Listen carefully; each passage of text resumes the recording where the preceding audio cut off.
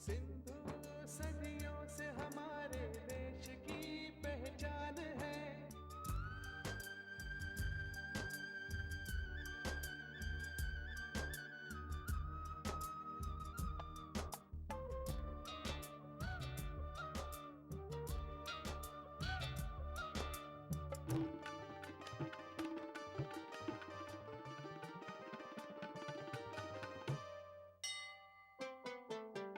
देश के दुख सुख से इसका आज का रिश्ता नहीं,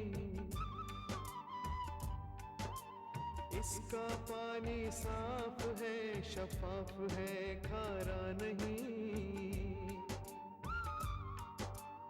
आपने हैरत है अब तक इस तरफ देखा नहीं।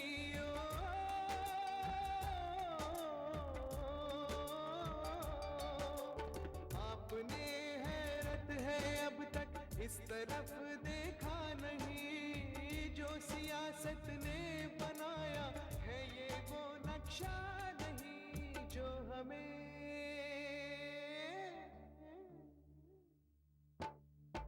हमें कुदरत ने बख्शा है ये वो सम्मान है। हिंदुस्तान है, हिंदुस्तान है। सिंधु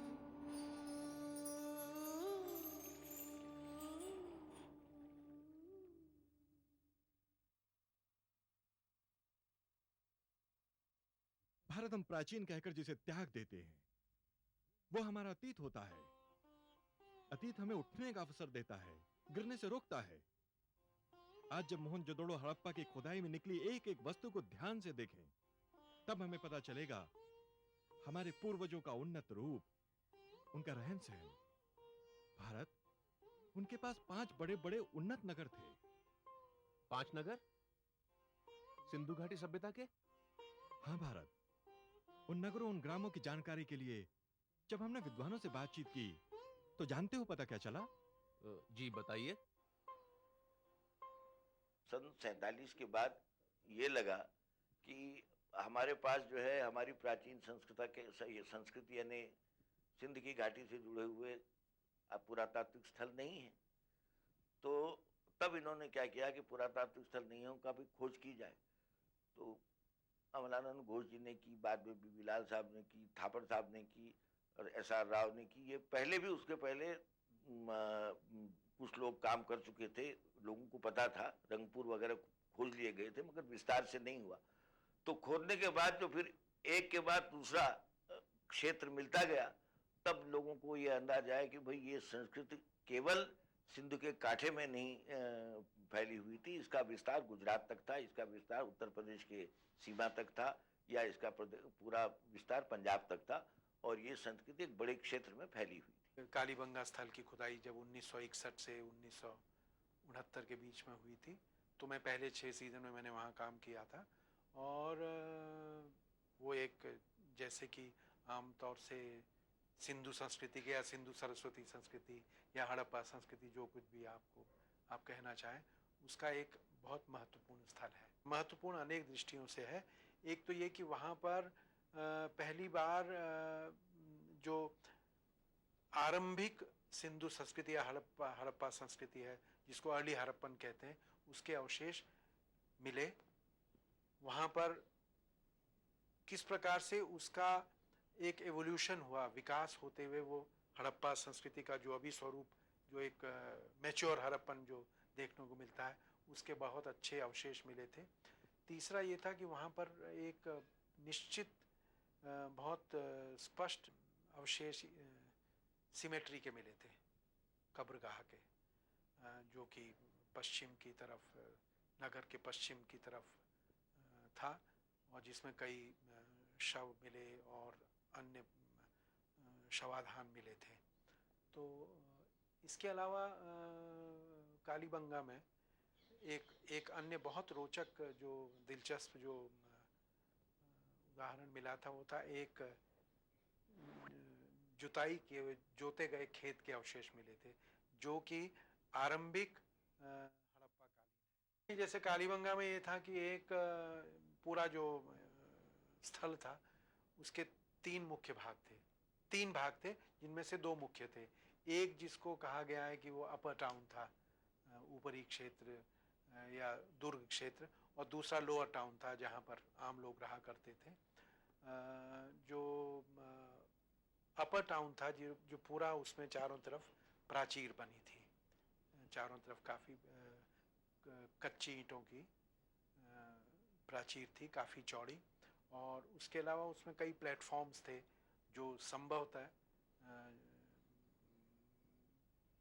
किसी प्रकार के रिचुअल या रिलीजियस पर्पस के रहे होंगे।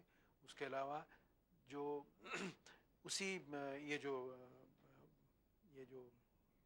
सिटाडेल एरिया था, सिटाडेल बाउंड था, यहाँ पर आरंभिक या अर्ली हड़प्पन संस्कृति के बहुत स्पष्ट अवशेष मिले थे जहाँ पर दोनों मर्ज होते भी हम लोगों ने देखा। जो लोअर टाउन था जो कि जहाँ लोग आमतौर से रहते थे, वो उसकी विशेषता ये थी कि एक मुख्य वो थी सड़क थी जो लगभग 7 मीटर चौड़ी थी। उसके पैरेलल एक और सड़क थी जो 3.5 मीटर थी, और इन दोनों के बीच इन सड़कों को इससे आधी यानी कि 3.5 मीटर से आधी 1.75 मीटर सड़कें थी, और इनके बीच में मकानों के ब्लॉक्स बने थे। और इस प्रकार से इसकी जो संरचना थी, जो योजना थी, वो अन्य सिंधु संस्कृति के स्थलों के ही अनुरूप थी। ये जो स्थल था और हड़प्पा संस्कृति के महत्वपूर्ण स्थलों में ये एक रहा होगा। और ये कि सरस्वती, क्योंकि ये कालीबंगा ही एकमात्र स्थल नहीं था जो सरस्वती के किनारे मिला, और भी कई स्थल मिले। सिंधु सभ्यता के प्राचीन नगरों में एक प्रमुख नगर तक्षशिला भी था। पूरे विश्व में तक्षशिला विश्वविद्यालय को शिक्षा का महत्वपूर्ण केंद्र माना जाता था। विश्व भर से लोग यहां उच्च शिक्षा प्राप्त करने के लिए आते थे। तक्षशिला का तो बहुत ही जो प्राचीन भारत में जो विश्वविद्यालय थे, बल्कि प्राचीन भारत के जो प्रमुख नगर थे उनमें तक्षशिला एक था। और इसमें कई कालों के अवशेष हमको मिलते हैं, और जो कि सबसे पुराने शायद संभवतः 6वीं शताब्दी ईसा पूर्व के हैं। और जो अन्य विश्वविद्यालय जो प्राचीन भारत में रहे, जैसे विक्रमशिला, ओदंतपुरी, उसी प्रकार से टेक्सिला, लेकिन टेक्सिला जो था इन सब से पहले हुआ, ईसा की आरंभिक शताब्दियों में यहाँ पर ये विश्वविद्यालय था, जबकि ये ओदंतपुरी, विक्रमशिला जो है परवर्ती काल के। सिंधु सरस्वती सभ्यता के अवशेषों से जिस प्रकार के गांवों और नगरों की जानकारी मिली, वैसे ही सुदृढ़ और विकसित नगरों का उल्लेख वैदिक साहित्य में भी मिलता है।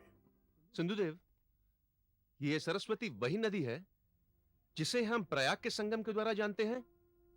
हाँ भारत, ये वही पावन सरस्वती है जो आज दृश्य हो चुकी है। भारत, कभी थार का मरुस्थल सरस्वती के कलकल निनाद से गूंजता था, इसलिए सिंधु सभ्यता को सिंधु सरस्वती सभ्यता के नाम से भी जाना जाता है।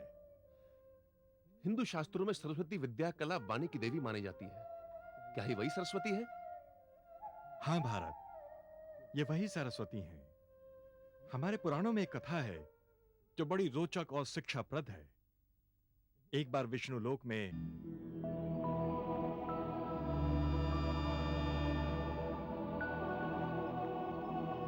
प्रणाम देवी सरस्वती। प्रणाम। अरे देवी गंगा तो पहले से ही यहाँ उपस्थित है।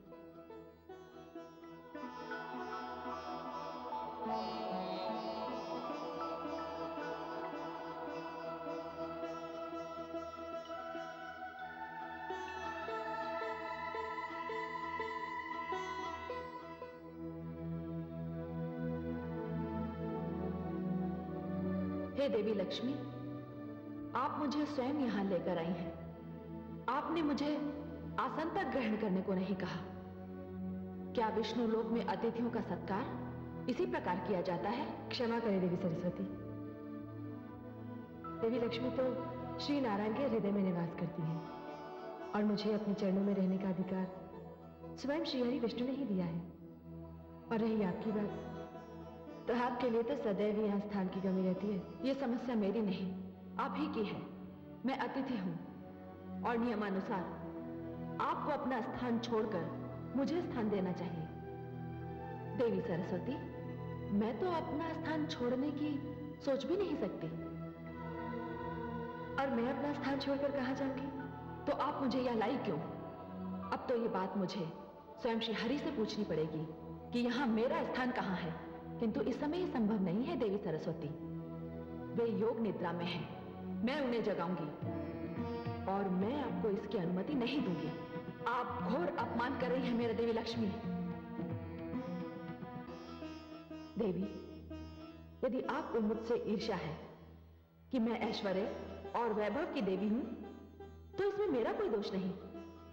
यह स्थान तो मुझे स्वयं आदि शक्ति परमेश्वरी ने दिया है। अच्छा, तो बहुत अहंकार है आपको अपने वैभव और अपने ऐश्वर्य पर। तो जाइए देवी लक्ष्मी, मैं आपको इस स्थान से अर्थात विष्णु लोक से दूर करती हूं। देवी सरस्वती, जाइए, मैं आपको शाप देती हूं। नहीं देवी सरस्वती, आप विष्णु लोक छोड़कर धरती पर चली जाएंगी और वहां तुलसी हो जाएंगी और आपका संबंध भगवान विष्णु से समाप्त हो जाएगा और धरती पर आपका विवाह किसी असुर से होगा। देवी सरस्वती, ये आपने क्या अनर्थ कर दिया? आपका विवाह तो मुझसे था और आपने देवी लक्ष्मी को श्राप दे दिया।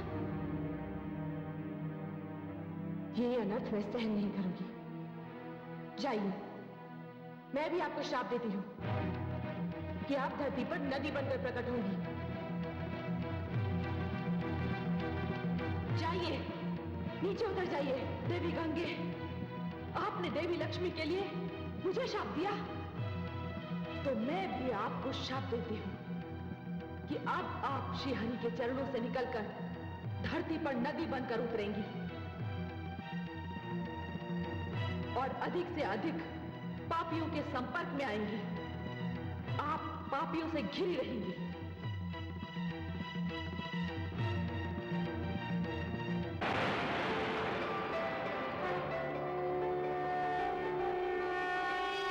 माते, मैं देख रहा हूं कि शाप ने आप में तथा आपकी शांति में कोई परिवर्तन नहीं किया है।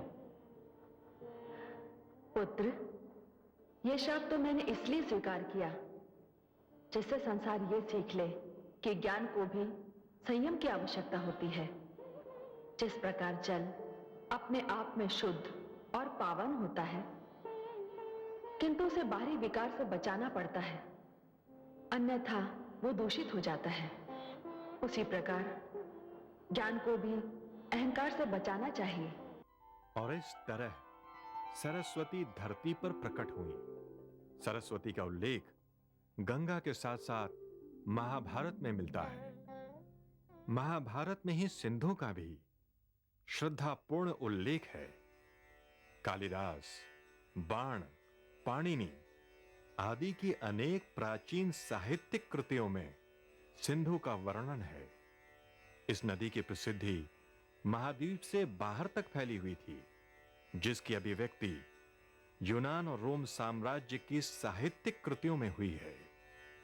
वास्तव में सिंधु को प्राचीन काल से ही महत्वपूर्ण तीर्थ माना गया है। इसको सप्त सिंधव भी नाम दिया गया है, जो कि आर्यों का कई लोग मूल स्थान मानते हैं।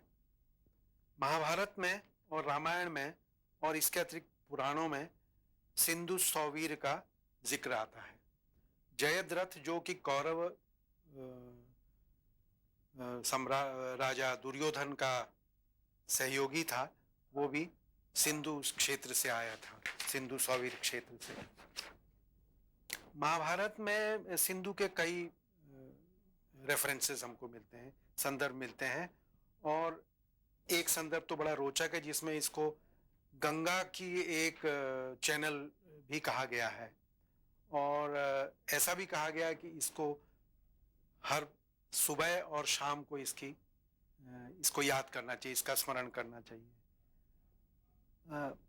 अनुशासन पर्व में, महाभारत के अनुशासन पर्व में तीर्थों का जब संदर्भ आता है तब भी सिंधु को एक महत्वपूर्ण तीर्थ स्थल माना गया है। बल्कि ये कहा गया है कि अगर कोई चरित्रवान व्यक्ति कश्मीर की नदियों में तथा सिंधु में स्नान करता है तो वो निश्चित रूप से उसको स्वर्ग की प्राप्ति होती है। इतना ये महत्व हमारे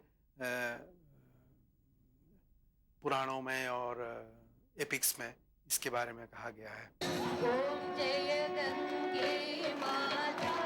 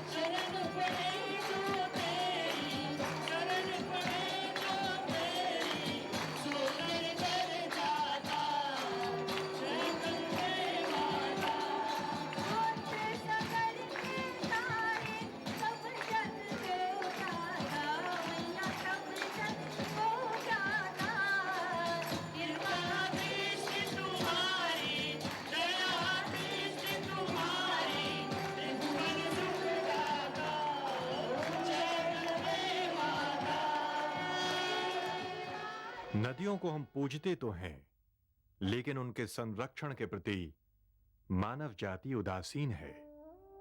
सरस्वती इसका ज्वलंत प्रमाण है, जो पृथ्वी पर उतरी भी और विलुप्त भी हो गई। सरस्वती हो, सिंधु या फिर गंगा, वास्तव में नदियां हमें जल के साथ साथ जीवन भी देती हैं। लेकिन चाहे जल हो या पर्यावरण, उसका उपभोग तो हम करते हैं, परंतु उसके संरक्षण का कर्तव्य हम भूल बैठे हैं। नदी एक प्रतीक है जो सब छोटे नदियों से पानी को ग्रहण करता है और सबको एक समुद्र में ले जाता है। एक प्रतीक जो हम हमारे मन में रख सकते हैं कि अलग अलग नदियाँ होने पर भी जैसे वो एक होते हैं, हमको भी अलग अलग होने पर भी, विभिन्न होने पर भी एक होना है। ये सबों के भलाई के लिए जरूरी है। जिस संस्कृति के पीछे जो मूल्य है ये हमें एकत्रित करेंगे, और ये मूल्य है सच्चाई, प्रेम, ह्यूमैनिटी, इंसानियत। और जब इन मूल्यों पर हम जोर देते हैं तब हम देखेंगे हमारे लिए बहुत एक मजबूत बुनियाद है जिस पर हम हमारे देश को एक बना सकते हैं। दूसरी बात, एकता होनी है तो विभिन्नता की जरूरत है। यदि विभिन्नता नहीं है तो एकता नहीं हो सकती। You will have uniformity, not unity. What we are looking for is unity. Every human being is unique. You are not I am not you. You are not he or somebody else. Every human being is unique. If that's the way God has made us, there must be purpose, there must be meaning. हमें उन मूल्यों पर जोर देना है, वो हमको एकत्रित बनाएंगे। और ये मूल्य हर एक धर्म में है जी। प्रेम, न्याय, एकता, इंसानियत हर एक धर्म में है। शायद मुझे पता नहीं उनका मन में क्या है, पर मेरे मन में यह है कि देखिए, रिवर के कारण हम फल उत्पन्न करते हैं, हम जी सकते हैं, पानी के बिना हम नहीं जी सकते। तो एक तरह से नदी बहुत वरदानों का एक स्रोत है। जैसे गाय को क्यों क्या पूछते हैं, ये एक बात यह है कि पुराने जमाने में किसानों को गाय एक बहुत बड़ी चीज़ थी। दूध देती थी और दूसरे कामों में भी लगाई जाती थी।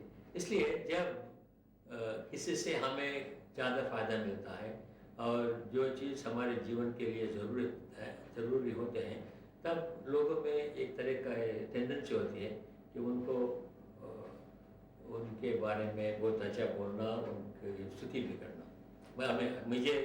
मेरा विचार यह है, सिंधु 3 देशों को साथ लाती है, ऐसे वो भी और एक प्रतीक है कि हम अलग अलग होने पर भी एक हो सकते हैं और हमारे देश में इस एकता की बहुत ज़रूरत है। अच्छा, नदियों का जो मामला है तो देखिए, इस्लाम में नदी को यानी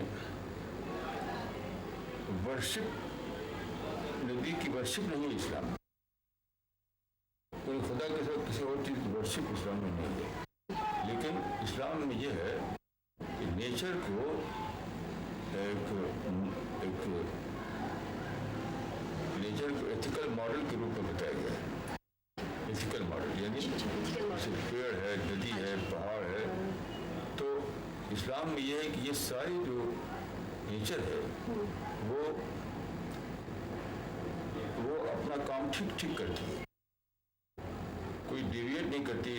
जो लॉ है नेचर का उससे, जैसे कि नदी है तो सारे लोगों को पानी देती है, ऐसा नहीं किसी को दे किसी को न दे, और एक प्रांत से दूसरे प्रांत, एक ग्रुप से दूसरे ग्रुप, एक जगह से दूसरी जगह तक पहुँचती है, वो सबको उसका एक ही सम्मान से मामला रहता है उसका। इस तरह से पेड़ है, सबको ऑक्सीजन देते हैं। तो इस्लाम में नेचर का जो कॉन्सेप्ट है वो ये है कि नेचर, खुदा ने जो नेचर को जो तरीका बताया है काम करने का, उसी तरीके पर चल रहे हैं। तो इंसान को भी चाहिए कि उसी तरीके से चले और डिविएट न करे, यानी लॉ ऑफ नेचर को डिविएट न करे। और इसके दुष्परिणाम पूरी मानव सभ्यता को भुगतने पड़ते हैं। आज भी यही हो रहा है और कालांतर में भी यही होता रहा है। सरस्वती तट के निवासियों ने पर्यावरण का ध्यान ही नहीं रखा। वन कटते गए, हरियाली नष्ट होती गई और देखते देखते ही सारा क्षेत्र थार की मरुभूमि में बदल गया। किंतु मैं तो हूं सरस्वती की विशालता और पावनता का साक्षी। नदियां यात्राएं एवं व्यापारिक अभियानों का सुगम मार्ग थी भारतीय आचार्यों ने इस विषय में बड़े विस्तार से जानकारी दी है। ईसा की पहली शताब्दी का एक ग्रंथ जिसका नाम है पेरिप्लस ऑफ द एरिथ्रियन सी, जो कि अधूरा है, जिसके कुछ ही खंड प्राप्त होते हैं, उसमें भी सिंधु नदी का और विशेष रूप से व्यापार के संदर्भ में वर्णन मिलता है। सिंधु सभ्यता के समय में तो पश्चिम एशिया से, खासतौर से इराक, मेसोपोटामिया, सुमेर से तो एक लगातार व्यापार चलता रहा था। उसके अलावा जो पर्शियन गल्फ का जो फारस की खाड़ी का क्षेत्र है, उससे भी इनका व्यापार चलता रहा था सिंधु सभ्यता के समय में। और परवर्ती काल में यहाँ से इस व्यापार के और जो जैसे घोड़े वगैरह जो थे इस क्षेत्र के थ्रू ही आते थे, के जरिए ही आते थे। शुरू में हमारे जो व्यापार था, तो ये शायद सिंध का किनारा ही उसका महत्वपूर्ण केंद्र था, जहाँ से भारतीय जहाज व्यापार के लिए कम से कम पश्चिम एशिया में या जो है फारस की खाड़ी तक, पर्शियन गल्फ तक जाते थे। और सिकंदर का जो न्यारकस के साथ बेड़ा लौटा, वो भी इसी रास्ते गया था, और वो स्वयं जो था स्थल मार्ग से गया था। तो एक परंपरा है हमारी जो है हमारे व्यापार की, हमारे संस्कृति के पल्लवन की और संस्कृति के विस्तार की। 7वीं शताब्दी में जब जिसे रेशम मार्ग था वो कम महत्वपूर्ण हो गया, वो निरापद नहीं रहा, तो भारतीय और बाकी जो एशिया के व्यापारी थे उन्होंने इस मार्ग को चुना। तो इसके साथ साथ क्या होता है, जब ये मार्ग फलता फूलता है, 7वीं शताब्दी से तिब्बत में एक बड़ा राजतंत्र सांगोसन गप्पो के अंदर स्थापित होता है। कश्मीर बड़ा महत्वपूर्ण बन जाता है। चंबा और हिमाचल के क्षेत्र में भी अनेक महत्वपूर्ण राज्य स्थापित होते हैं, समृद्धि आती है। उत्तरांचल के क्षेत्र में पौरवों का, उसके बाद कत्यूरियों का साम्राज्य बना रहता है, नेपाल में साम्राज्य बनता है, और इसके सहारे सहारे फिर सोना जो है, जो पहले हमारे यहाँ समुद्र से आता था, वो इन क्षेत्रों में आना शुरू हो जाता है। लेकिन मेरी दृष्टि से एक जो बहुत बड़ा पक्ष उनका था कि इस व्यापार में उन्होंने बहुत एक लिपि का जन्म दिया, जो कि ये बताता है कि एक ऊंची सभ्यता ही लिपिकार दे सकती है। इतनी जानकारी प्राप्त होने के बाद भी हम आपसे इतने दूर रहे हे सिंधु। मेरे विचार में इसके पीछे एक विशेष कारण है। सिंधु घाटी सभ्यता में जो हमें लिपि मिली है, उसे आज तक कोई पढ़ नहीं पाया। भारत तुम्हारा अतीत तुम्हारे लिए जो रहस्य छोड़ गया है, उसे पर्दे से बाहर लाना होगा, और यह रहस्य जिस दिन खुलेगा, उस दिन वो काल, वो संस्कृति वाणी पा जाएगी। तब तक हमें प्रतीक्षा करनी होगी। करेंगे हम प्रयास भी, करेंगे हम प्रतीक्षा भी। देश के दुख सुख से इसका आज का रिश्ता नहीं, इसका पानी साफ है, शफाफ है, खारा नहीं। आपने हैरत है अब तक इस तरफ देखा नहीं।